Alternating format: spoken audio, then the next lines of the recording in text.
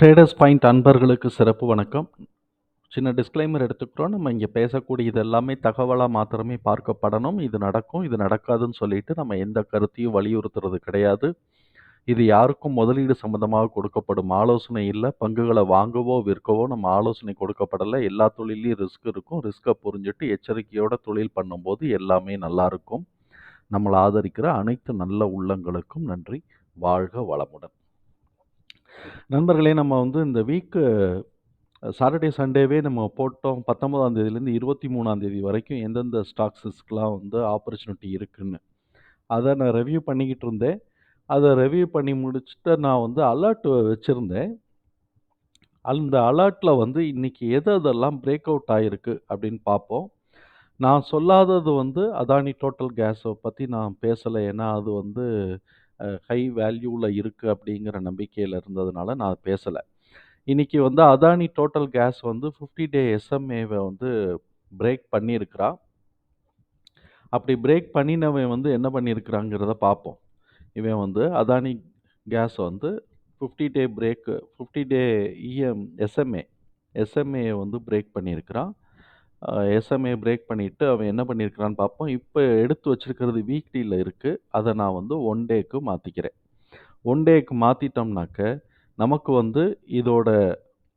இது trend line break out ஆகணும். அப்படி பிரேக் அவுட் ஆச்சு அப்படின்னு சொன்னாக்க ஃபஸ்ட்டு இந்த இடத்துல ஒரு பிவோட் பாயிண்ட் இருக்குது. அதாவது 0.38ல் 1047க்கு ஒரு பிவோட் பாயிண்ட் இருக்குது.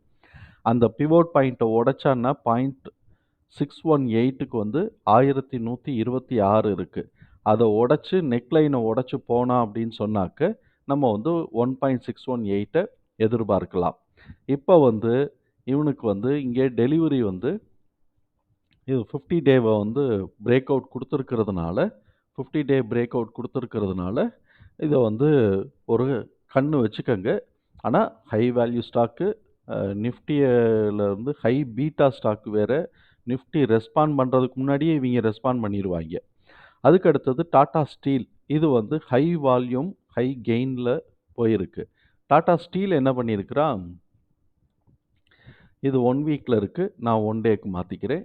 டாடா ஸ்டீல் போன வாரம் 13ஆம் தேதிக்கெலாம் கொஞ்சம் இறங்கிட்டு அப்புறம் 14ஆம் தேதியிலேருந்து ஏற ஆரம்பிச்சிட்டு இந்த இதை பிரேக் பண்ண முடியல. இந்த ட்ரெண்ட் லைனை பிரேக் பண்ண முடியல. ட்ரெண்ட் லைன் இல்லை, இது ஒரு ஆவரேஜ் லைனை பிரேக் பண்ண முடியல. பிரேக் பண்ண முடியாமல் கொஞ்சம் கீழே இறங்கிட்டு இன்றைக்கி மேலே ஏறிட்டு இந்த நெக் லைன் வரைக்கும் ஏறிட்டு இப்போ அவன் கரெக்ஷனில் இறங்கியிருக்கிறான். நாளைக்கு ஒருவேளை இது அப்படியே ப்ரெசஸ்ட் ஆச்சு அப்படின்னு சொன்னாக்க இதுலேருந்து 1.618 இதை நம்ம டார்கெட்டாக கவர் பண்ண முடியும். 1 செகண்டு.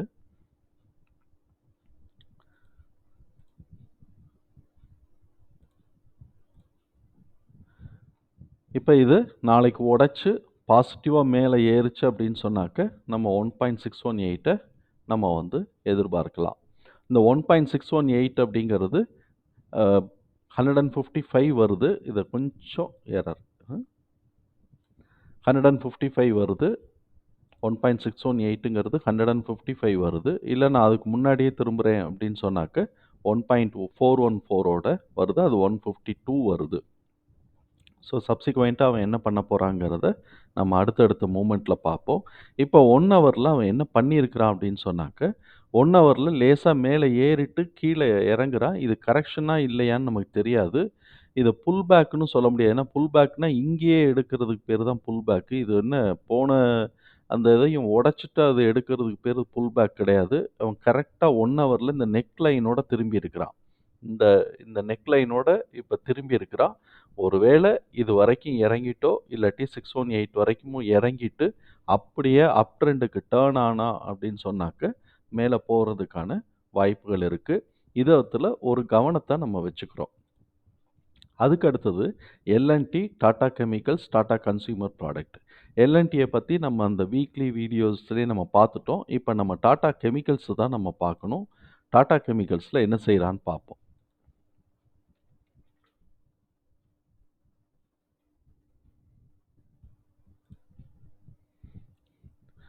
டாடா கெமிக்கல்ஸில் 1 டேயில் நான் வச்சுக்கிறேன். 1 டேயில் வச்சுருக்கிறேன் அப்படின்னு சொன்னாக்க இந்த ஆவரேஜ் லைனை அவன் வந்து கட் பண்ணுற மாதிரி கட் பண்ணிட்டு திருப்பி டவுன் ட்ரெண்டுக்கு தான் இறங்கி இருக்கிறான். இவனோட அப் ட்ரெண்டுங்கிறத நம்ம ஒன் டேல எப்போ கருதலாம் அப்படின்னு சொன்னாக்க இந்த ஆவரேஜ் லைனான 1006 உடைக்கணும். ப்ளஸ் இதோட 200 லைனான 1011 உடைச்சிச்சு அப்படின்னு சொன்னாக்க இந்த பிவோட் பாயிண்டான 155 வரைக்கும் நமக்கு வந்து கரெக்ஷன்ஸ்க்கு இருக்குது. ஏன்னா இது வந்து கேப்பு ஃபில் ஆகலை. அது வரைக்கும் நம்ம எதிர்பார்க்கலாம். இந்த இதை உடைச்சு ஒரு புல் பேக் எடுத்தானே, ஏன்னா இந்த லைன் இருக்கு பார்த்தீங்களா, இந்த பிவோட் லைன் இருக்கா, இந்த பிவோட் லைன் வந்து 1065. இதை உடைச்சு 1065 போயிட்டு திருப்பி ஒரு புல் பேக் எடுத்தான்னா நம்ம மேலே போகிறத பற்றி எதிர்பார்க்கலாம். இந்த ஹை வந்து ஜனவரி மாதம்தான் வச்சிருக்கிறதுனால நம்ம வந்து இந்த ஹையை ரெஃபரன்ஸ் எடுத்துக்கலாம். அப்படி எடுத்துக்கிட்டோம் அப்படின்னு சொன்னோம்னாக்க இது உடைச்சு அப் ட்ரெண்டுக்கு மேலே மூவ் ஆகுது அப்படின்னு சொன்னால் நம்ம வந்து எதிர்பார்க்கலாம் 1226, 1268 இப்படி நம்ம வந்து கோடை போட்டு வச்சுக்குவோம். இதை உடைக்கிறானா இதையும் உடைக்கணும், இதையும் உடைக்கணும், அப் ட்ரெண்டுக்கு டேர்ன் ஆகணும். சும்மா கேண்டில் மாத்திரம் போயிட்டு வரக்கூடாது. அப் ட்ரெண்டுக்கு டேர்ன் ஆகணும். இந்த க்ரீன் கலர் கோடு அப் ட்ரெண்டுக்கு டேர்ன் ஆகணும். அது அப்படி தான் கணக்காகணும். அப் ட்ரெண்டுக்கு டேர்ன் ஆகுறதுங்கிறது நம்ம அதுக்கப்புறமா உங்களுக்கே தெரியும் அது எப்படி போடுறோன்னு. இன்னுமே இதை உடைக்கலை. இதுக்கு அடுத்தது வந்து டாடா கன்சியூமர் ப்ராடக்ட்டு. அதுவும் நான் எடுத்து வைக்கல. இப்போ நம்ம வந்து அதை நான் இன்னைக்கு மத்தியானம் தான் பார்த்துட்டு இருந்தேன். மத்தியானம் பார்த்துட்டு இருந்தது போட. இதையும் நான் ஒன் டேயில் நான் செட் பண்ணிக்கிறேன். என்னோடது எல்லாமே நான் 1 வீக்கில் தான் நான் செட் பண்ணி வச்சுருப்பேன். இப்போ இது வந்து கிட்டத்தட்ட ஒரு டபிள்யூ மாதிரியே தான் ஃபார்ம் பண்ணிகிட்டு இருக்கிறான் ஒன் டேயில். இப்போ இவன் இந்த டபிள்யூ மாதிரி இருக்கக்கூடியதை உடைச்சா தான் அடுத்த லெவலுக்கு போகிறதுக்கு வாய்ப்பு இருக்குது. இப்போ நம்ம வந்து இந்த இடத்துல வந்து நம்ம வந்து சைடு வேஸ்லேயே போய்கிட்டு இருக்கு. எப்போயிலேருந்து ஜனவரி மாதம் 15ஆம் தேதியிலேருந்து ஒரு மாதமாக சைடு வேஸ்லேயே தான் போய்கிட்டு இருக்கு. அதனால இது ஃபர்தராக அப் ட்ரெண்டுக்கு மூவ் ஆவானா இல்லையாங்கிறத நம்ம வந்து யோசிக்கணும். ஸோ இப்போ இது வந்து மந்த்லி கேண்டில். அப்போ இவன் என்ன பண்ணணும், அப் ட்ரெண்டுக்கு மூவ் ஆகணும் அப்படின்னு சொன்னாக்க இந்த ஹையான 1177 உடைச்சா தான் இந்த ஹையான 1177 உடைக்கணும். ப்ளஸ் இந்த ஹையான 1190 உடைக்கணும். அப்படி உடைச்சா தான் அப் ட்ரெண்டுக்கு போகிற மாதிரி நம்ம வச்சுக்கலாம். இப்போ வரைக்கும் இது ரெண்டு பக்கமும் வந்து வால் பிடிச்சிருக்கிறதுனால விக் வச்சிருக்கிறதுனால இந்த மந்த்துக்கு இதை நம்ம வந்து ரொம்ப பெருசாக எதிர்பார்க்க முடியாது. அடுத்த கேண்டில் எப்படி ஃபார்ம் ஆகுதோ அதை பேஸ் பண்ணி நம்ம முடிவு எடுத்துக்கலாம். இருந்தாலும் நம்ம இது ஒரு கவனத்தில் நம்ம வச்சுக்கிறோம்.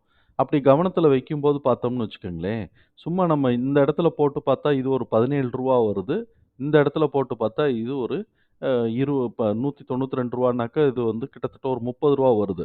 நமக்கு இந்த 17 உடைச்சா 17 ரூபாங்கிறது 1177 உடைச்சா தான் நாளைக்கு 1 ஹவர்லேயோ 15 மினிட்ஸ்லேயோ 5 மினிட்ஸ்லேயோ யாரோ பார்க்குறாங்க அப்படின்னு சொன்னால் ஆஹா அப் ட்ரெண்டுக்கு வருது அப்படின்னு சொல்லிட்டு நம்ம ஏமாந்துடக்கூடாது அப்படிங்கிறது இதுலேருந்து ஒரு புரிதல் எடுத்துக்கிறோம்.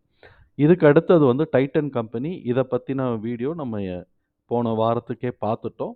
அதுக்கு ஏஷியன் பெயிண்ட்ஸுக்கெலாம் பார்த்துட்டோம். ஏஷியன் பெயிண்ட்ஸ், ஏஷியர் மோட்டார்லாம் பார்த்துருக்குறோம். யூனிலீவர், ஹிந்துஸ்தான் யூனிலீவர் தான் நம்ம பார்க்கல. யூனிலீவர் வந்து 200 பிரேக் பண்ணிட்டு இன்னைக்கு வந்து அவன் வந்து இந்த வீக் வந்து அவன் ஒரு இதை வந்து 200 அதை 1 வீக்கில் வந்து 200 டச் பண்ணிட்டு இந்த வீக் வந்து ஒரு க்ரீன் ஃபார்ம் ஆகிருக்கிறான். ஆனாலும் இது அப் ட்ரெண்டுன்னு நம்மளால் கன்சிடர் பண்ண முடியாது. ஒருவேளை இது அந்த சைடு வேஸோட ஒரு ப்ரோக்ராமாக இருக்கலாம். இல்லாட்டி இதிலேருந்து இதுக்கு நம்ம வந்து ஒரு ட்ரெண்ட் லைன் போட்டோம்னா அந்த ட்ரெண்ட் லைனோட பாட்டமாக இருக்கலாம். இதிலேருந்து இப்படி ஒரு ட்ரெண்ட் லைன் போட்டோம்னா இது வந்து அதோட பாட்டமாக இருக்கலாம்.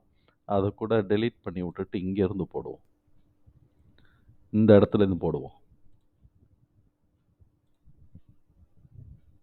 அது இதோட பாட்டமாக இருக்குது. இந்த பாட்டத்தோடு அவன் ரிவர்ஸ் பண்ணி மேலே போகிறான்னாக்க நமக்கு வந்து என்னென்னலாம் பாயிண்ட் நம்ம பார்க்கணுன்னா இந்த மூவிங் ஆவரேஜோட ஹை இது டைனமிக்கு. அதனால இது மேலே ஏற ஏற இது கீழே இறங்கிட்டு இருக்கும். ஸோ இப்போ ஸ்டாட்டிக்காக இருக்கக்கூடியது அப்படிங்கிறது இந்த பிவோட் பாயிண்ட்டு ஸ்டாட்டிக்காக இருக்குது. இந்த பிவோட் பாயிண்ட்டோட வேல்யூ வந்து 2450. அதுக்கு அடுத்த ஸ்டாட்டிக்கான வேல்யூ அப்படிங்கிறது இந்த பிவோட் பாயிண்ட்டு இது 2600.